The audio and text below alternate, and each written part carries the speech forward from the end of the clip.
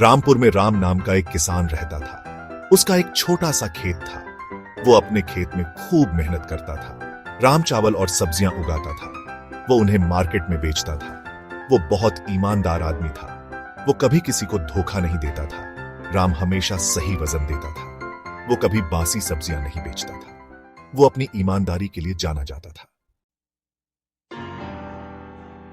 एक साल बारिश बहुत कम हुई, फसलें सूख गईं। सभी किसान परेशान थे। उन्हें समझ नहीं आ रहा था कि क्या करें। राम भी परेशान था। उसकी फसलें भी सूख रही थीं।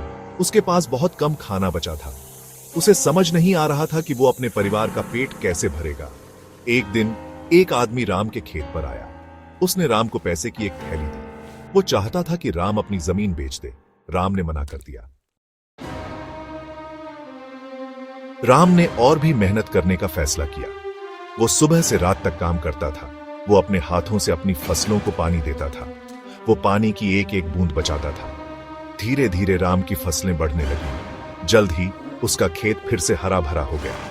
दूसरे किसान हैरान थे। उन्होंने राम से उसका राज पूछा। राम ने उन्हें बताया, मैंने कभी उम्मीद नहीं छोड़ी। मैंने मेहनत की और ईमानदार रहा। यही मेरा राज है। अगले साल बारिश अच्छी हुई। सबकी अच्छी फसल हुई।